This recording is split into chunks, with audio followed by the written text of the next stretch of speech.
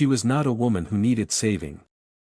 She was a woman who had already survived everything, and was exhausted by surviving being the only thing she was good at.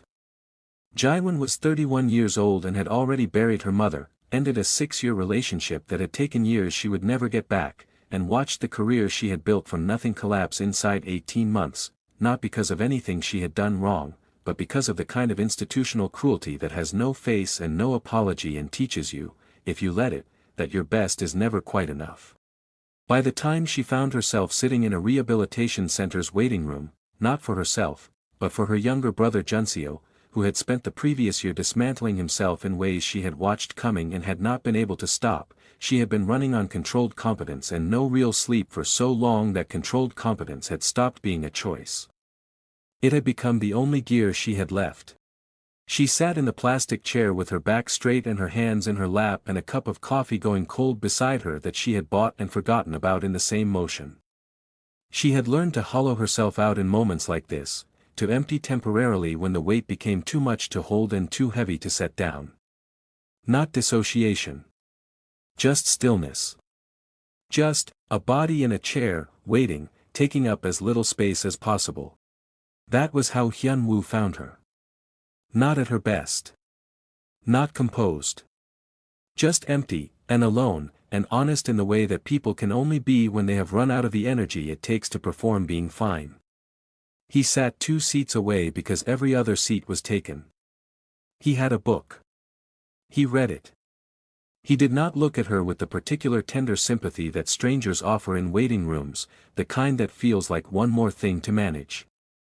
He simply sat, and for the first time in months, in the presence of someone who was asking absolutely nothing of her, Jaiwan felt the hollow in her chest become something that was not emptiness but stillness.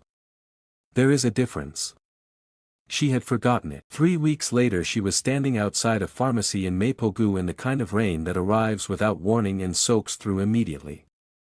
She had her brother's prescription in her coat pocket and no umbrella and the flat, practiced calm of someone who has stopped being surprised by things going wrong.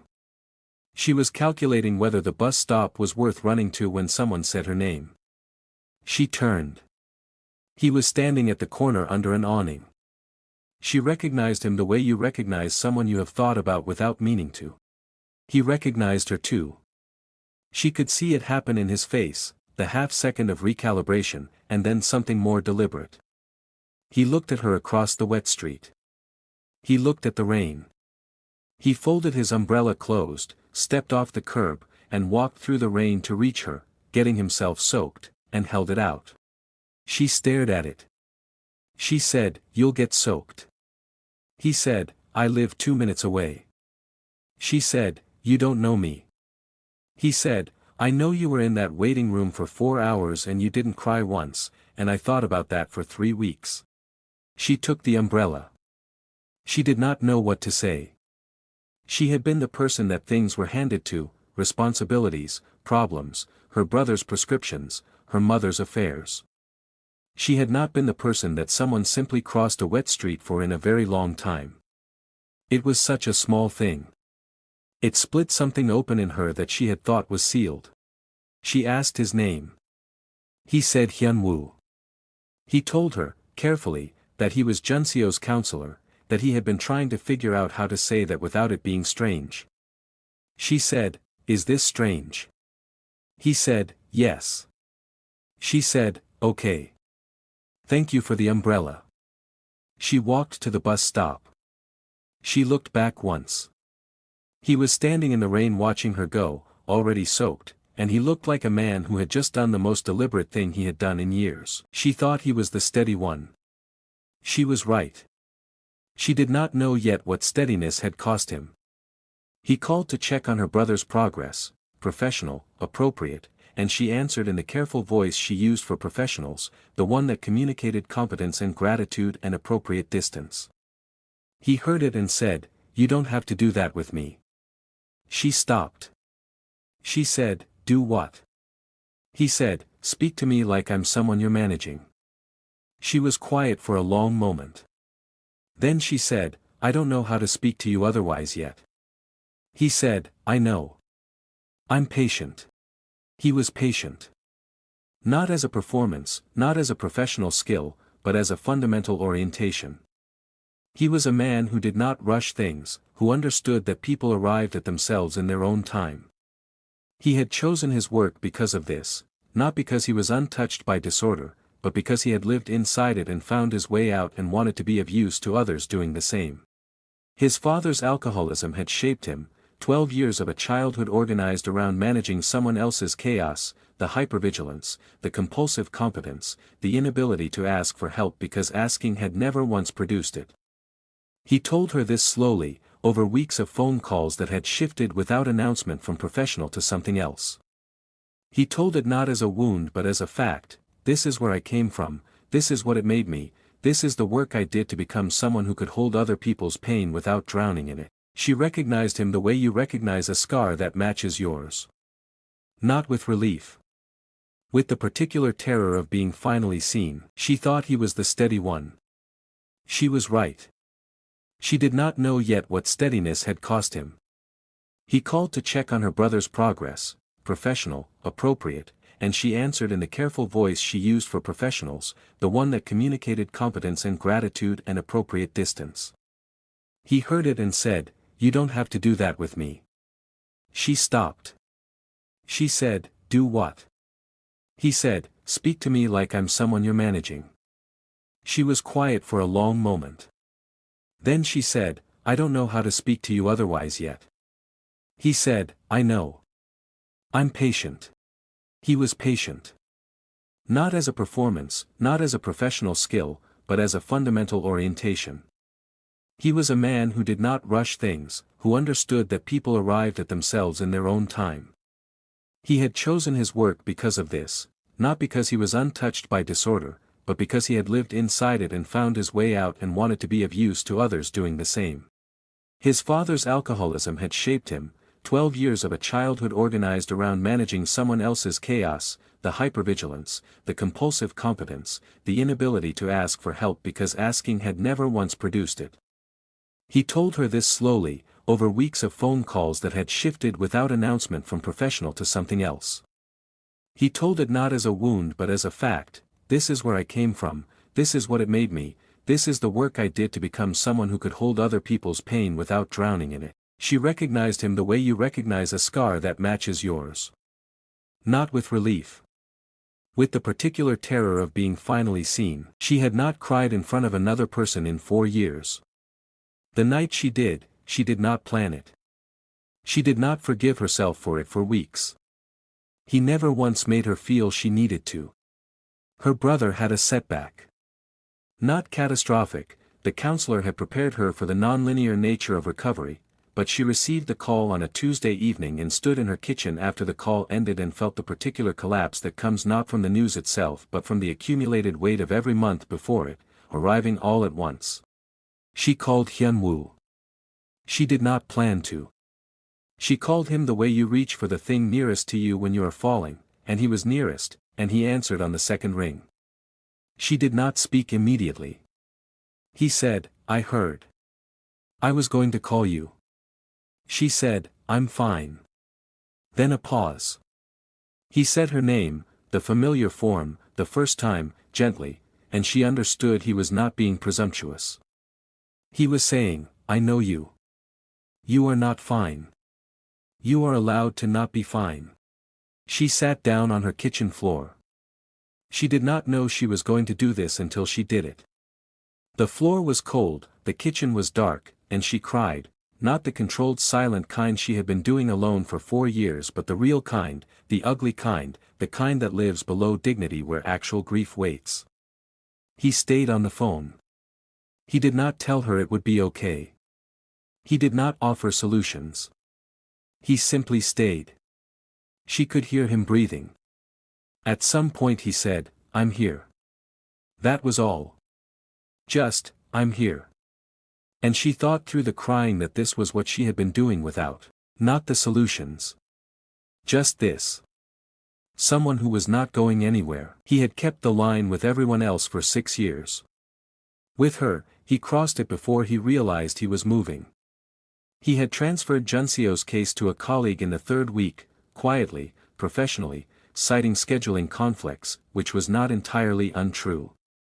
He told himself this made it clean. She was no longer a client's family member in his care. She was simply a person he had met in a waiting room. He told himself this at 2 in the morning when he was lying awake thinking about the sound of her crying on the kitchen floor, not with professional concern but with the specific helpless ache of a man who loves someone and cannot go to them. He told himself this when he rewrote texts to her 3 times before sending, removing the things that were too much too soon. All of it was true. None of it changed the fact that he had been in love with her since the waiting room. Since 4 hours in a plastic chair with her back straight and her cold coffee and all that quiet dignity. He had thought, whoever she is carrying something enormous and carrying it alone, and that is wrong. He had thought it. And then he crossed a rainy street anyway. She had a system for feelings she was afraid of, she worked until they passed. The feeling was not passing.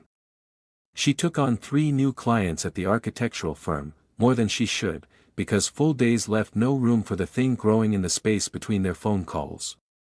She reorganized her apartment on a Saturday. She visited Juncio 3 times in 1 week, covering practical things, aftercare plans, job options, the apartment she had found for him. Useful. Productive. Anywhere but inside herself. What she was afraid of was not him specifically. She had catalogued her fears with the precision of someone who had learned, through damage, to name things clearly. She was afraid of building herself around another person and having that person leave. She had done this once, in the 6-year relationship, had given that much of herself and had the giving returned to her in pieces. But beneath that fear was a harder one, she was afraid of being loved at her current worst. She was not her best self. She was the version of herself produced by grief and exhaustion and a year of barely holding things together. She was the kitchen floor version. She was afraid that if he saw all of it, not just the glimpses, but the full extent, he would love the idea of her resilience and quietly leave when he met the actual weight of her damage. She did not know yet that the damage was exactly what he had stayed for. She invited him to dinner before she could stop herself, the words out before the decision fully formed. She cooked doenjang jjigae and banchan she had been preparing since that morning. She set the table with the good bowls she had packed away when she moved and never unpacked. She was aware of the significance of every one of these acts and she performed them with the deliberateness of someone who has decided to stop pretending they are not doing what they are doing. He arrived with late-season chrysanthemums, her mother's favorite flower, mentioned once in a sentence she had barely noticed saying. He had noticed. He had remembered. She took the flowers and stood in the doorway for a long moment and thought, this is a person who listens the way most people only pretend to. She thought, I have been alone in this apartment for 18 months and it has felt correct, and now he is standing in my doorway with my mother's flowers, and the aloneness suddenly has a different shape. Not absence. Loss. They ate. They talked the real way, the underneath way. She told him about the building she was designing, a community center in a neighborhood rebuilt 3 times in 40 years, and how she kept thinking about what it meant to build permanence for people who had learned that permanence was not guaranteed. He said, that's not an architecture question. She said, I know. He said, it's the question you've been asking about yourself. She looked at him. She said, yes. Later, sitting on her small sofa with the city outside the window going dark, she thought, I could fall asleep with him here. She had not felt safe enough in her own body to fall asleep without checking all the locks in longer than she could remember. That was the most terrifying thing about him. That was the most important thing. Late. The dinner things cleared. The city outside at its 3 a.m. register, that particular quiet between a city's night and its morning. She arrived at it the way you arrive at the thing you have been avoiding, suddenly, all at once, no runway. She said, I am not easy to love right now. I am not the best version of myself. I have a brother in rehabilitation who may relapse again and whose recovery I cannot control no matter how much I try. I have not fully grieved my mother. I rebuilt my career from nothing and I do not fully trust it yet. I wake up at 4 in the morning sometimes and the anxiety is physical, it sits on my chest and I have to breathe it back deliberately.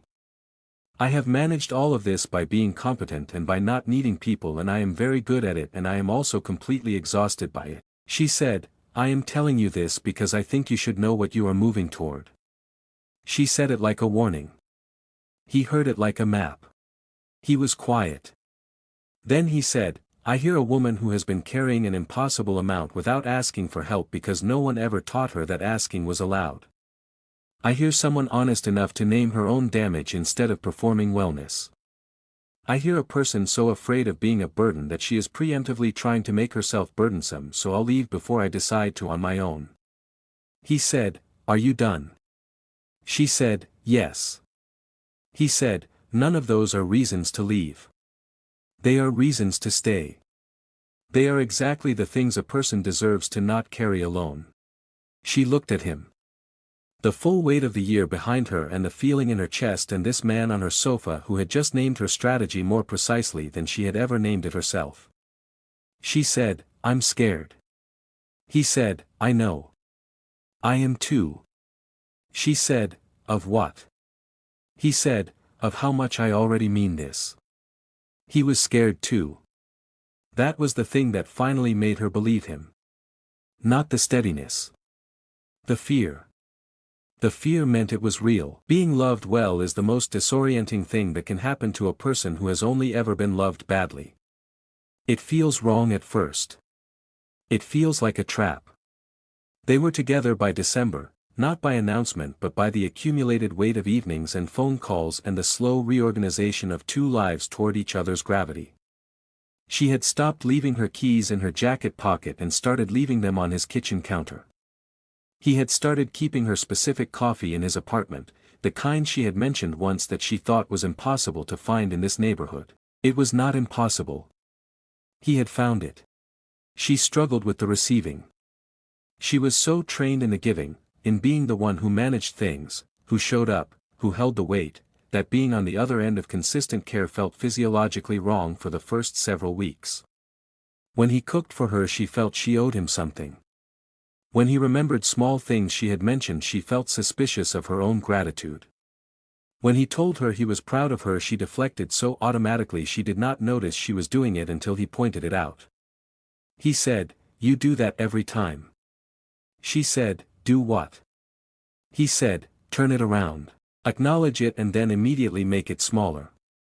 She was quiet. He said, Try just saying thank you. She said, slowly, Thank you. He said, How did that feel? She said, Like standing up too fast. He laughed. She thought, he laughed.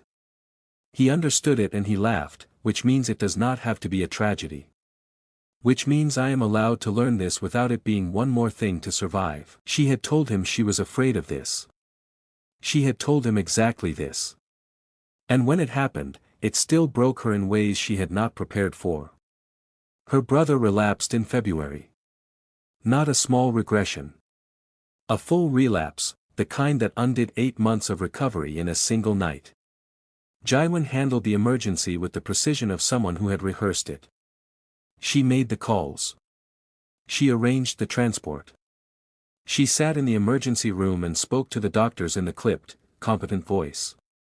She did not fall apart in front of Junseo, who was terrified and ashamed. She did not fall apart in the waiting room.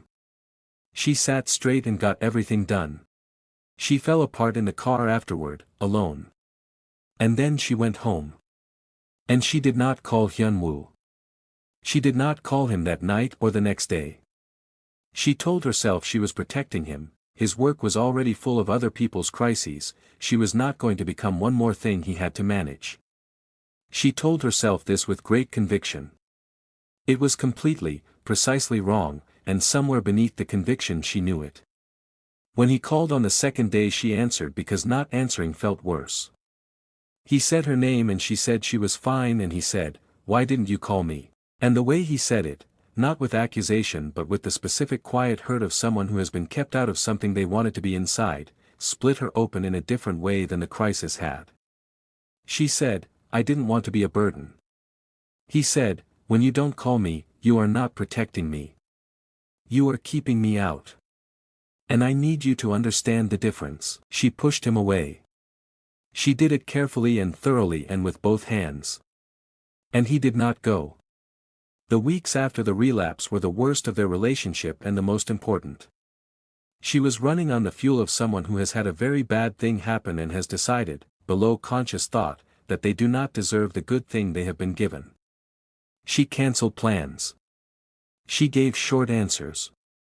She was not cruel, she had not been made into someone cruel, but she was absent in the way of someone who has gone somewhere inside themselves and closed the door. She felt it happening and could not stop it, and part of her did not want to stop it because the part that had survived everything by needing no one was very loud in February, and it was saying, "You knew this would happen. You knew it would be too much. Let him go before he decides to go on his own." He did not go. He showed up when she cancelled and sat with her in the absence of the plan. He brought food she had not asked for and left it without making her acknowledge it. He answered at 11 at night on the evenings she called because she had been alone with her thoughts long enough that the thoughts were winning. One night she said, "I don't understand why you're still here." He said, "Because I told you I would be." She said, "People say things." He said, "I know. I say the things I mean." She said, "I've been terrible to you for 3 weeks." He said, "You've been in pain for 3 weeks. Those aren't the same thing." She said, "You should be angry." He said, "I am a little." She said, "Then say it." He said, "I will. When you're ready to hear it. But right now what you need is not my anger, so I'm setting it aside until the right time." She stared at him. She said, "Who does that?" He said, "Someone who loves you and is choosing the right timing." She had been waiting for him to leave. Instead he brought food she hadn't asked for and set his anger aside until she could hold it. She had never in her life been loved with that kind of precision. She woke at 4 in the morning from the dream she had been having since her mother died, the one where she was in the hospital waiting room and everyone she loved was on the other side of a door she could not open. She lay in the dark and thought about what Hyun-woo had said, "You are not protecting me, you are keeping me out." She thought about the difference, really thought about it, the way she had been avoiding doing. She thought about her brother fighting his way back. She thought about her mother who had handled everything quietly all the way to the end and had taught her daughter the same silence. She thought about Hyun-woo, who had chosen a life of sitting with other people's pain because someone had once sat with his. And she thought about herself, straight-backed in waiting rooms, crossing things off lists, being capable, being enough, being the one who handled it, and she thought, when did handling it become the only thing I was allowed to be? She picked up her phone. 4:17 in the morning. She called him. He answered on the first ring. She said, "I woke up from the dream." He said, "I know the one." She said, "I've been keeping you out." He said, "Yes." She said, "I'm afraid that if you see all of it, all the real damage, not just the parts I've shown you, you will love me differently. Less." He was quiet for a moment. Then he said, "I have been sitting with people's damage for 6 years. I know the difference between damage that defines someone and damage that is part of someone. Yours is part of you. It is not the most interesting thing about you. It is not even close. But I need you to let me in. Not to fix it. Just, let me stand in the room with you." She said, "Okay." He said, "Okay." She said, "I'm sorry for the 3 weeks." He said, "I know. I'm picking up the anger now, by the way." She laughed, surprised, undignified, real. He said, "There she is." She laughed again and pressed her face into the pillow and thought, "This is what I almost threw away because I was afraid." She thought, "I am never doing that again." The morning after the 4 a.m. call, he came over with coffee and the anger he had said he was setting aside until she could hold it.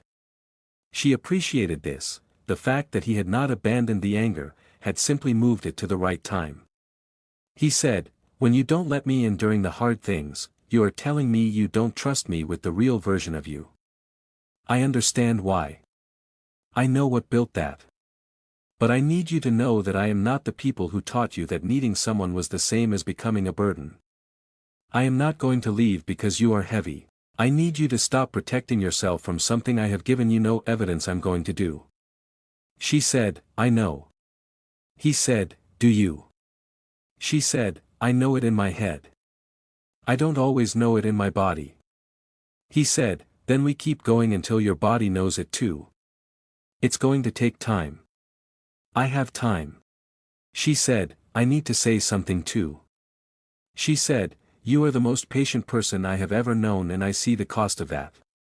I know patience is not the absence of feeling. I know you get tired. I know there are nights you wonder if this is going to keep being this hard. She said, I am not going to promise you I'm fixed. But I promise I will not keep you outside the room while I fall apart. I will let you stand in it with me. He said, that's all I need. She said, that's not a small thing. He said, I don't need small things. I have never needed small things. She thought, I have spent my whole life offering people small things so they wouldn't feel the weight of the real ones. He is the first person who ever asked for the real ones. The day Junseo came home was the day Jaiwon understood what it meant to have someone beside you for something good, not just the bad. Hyunwoo drove them to Junseo's new apartment, the one with the large kitchen window and the good light her brother had always needed. They carried boxes up 3 flights. Junseo, thinner and moving carefully, the way people do when they are newly learning to inhabit their own bodies again, stopped on the second landing and looked at his sister and then at Hyunwoo and then back at his sister. He said, you look different. She said, different how? He said, like you stopped waiting for the next thing to go wrong. She said, I haven't stopped. He said, no, but it's different now. Like you know you're not waiting alone. She looked at Hyunwoo, who was carrying a box and pretending not to have heard, which meant he had heard every word. He glanced at her over it.